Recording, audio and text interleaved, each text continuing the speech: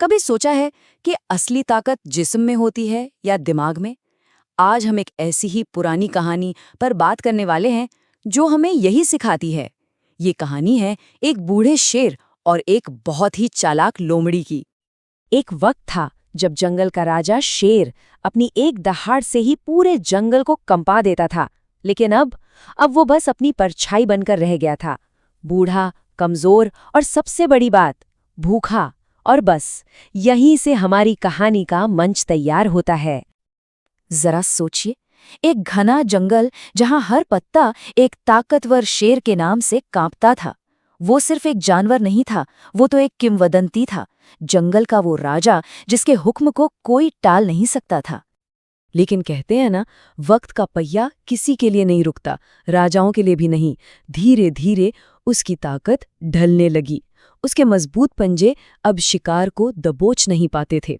हालत ये हो गई थी कि जंगल का सबसे बड़ा शिकारी अब खुद भूख का शिकार बन रहा था। तो जब जिस्म साथ देना बंद कर दे तो दिमाग काम पर लगता है। भूख से तंग आकर शेर ने एक योजना बनाई, एक ऐसी योजना जो जितनी चालाक थी उतनी ही खतरनाक भी। शेर का प्लान बहुत सिंपल था, पर शैतानी भी। पहला कदम, एक गुफा में बीमार होने का नाटक करो, एकदम लाचार दिखो। दूसरा कदम, दूसरों की हमदर्दी को अपना हथियार बनाओ और उन्हें पास आने के लिए मजबूर करो। और आखिरी, सबसे खतरनाक कदम, जो कोई भी हालचाल पूछने के लिए करीब आए वो उसका अगला शिकार बन जाए। और उसकी ये चाल काम कर गई। जंगल में तो ये खबर आग की तरह फैल गई कि अरे, राजा बीमार है। जानवर बेचारे हमदर्दी में एक एक करके उसकी गुफा में जाने लगे, ये जाने बिना कि वो सीधे मौत के जाल में चलकर जा रहे हैं। लेकिन फिर कहानी में एक नया किरदार आता है, लोमड़ी, जो अपनी समझदारी के लिए जानी जाती थी। उसने भी राजा की बीमारी के बारे में सुना, पर बाकियों की तरह उसने आंख बंद करके भरोसा नहीं किया।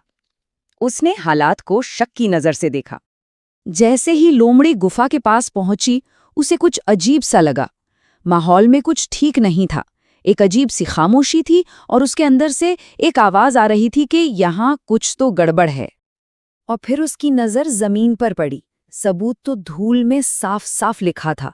ढेरों पैरों के निशान गुफा के अंदर जा तो रहे थे, लेकिन एक भी निशान बाहर नहीं आ रहा था। ये बस एक छोटा सा ऑब्जर्वेशन था, लेकिन इसने एक बहुत भयानक सच्चाई सामने लाकर रख दी थी। बस एक ही पल में लोमड़ी सारा खेल समझ गई। अब मौत के मुंह में जाने की बजाय उसने समझदारी से काम लिया और दूरी बनाए रखी।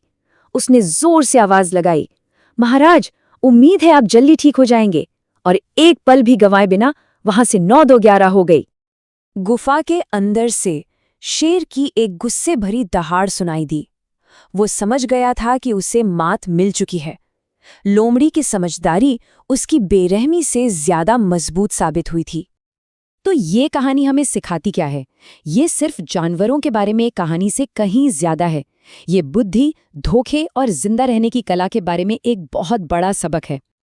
पहला और सबसे जरूरी सबक ये है कि असली ताकत मसल्स में नहीं बल्कि दिमाग में होती है। लोमड़ी ने शेर को लड़ाई में नहीं हराया, उसने उसे अपनी बुद्धि से मात दी। उसने हमें दिखाया कि अगर हम चौकन्ने रहें और चीज़ों को गौर से देखें तो यही हमारे सबसे बड़े हथियार हो सकते हैं। और दूसरी सीख जो उतनी ही जरूरी है, हर चमकती चीज़ सोना नहीं होती। मतलब जो जैसा दिखता है जरूरी नहीं कि वैसा ही हो। बीमार शेर कितना बेचारा लग रहा था, है ना? लेकिन उस मासूमियत के पीछे एक घातक शिकारी छिपा था। ये कहानी हमें याद दिलाती है कि हमेशा सतह के नीचे भी देखना चाहिए और उन चीजों से सावधान रहना चाहिए जो सच होने के लिए कुछ ज्यादा ही अच्छी लगे।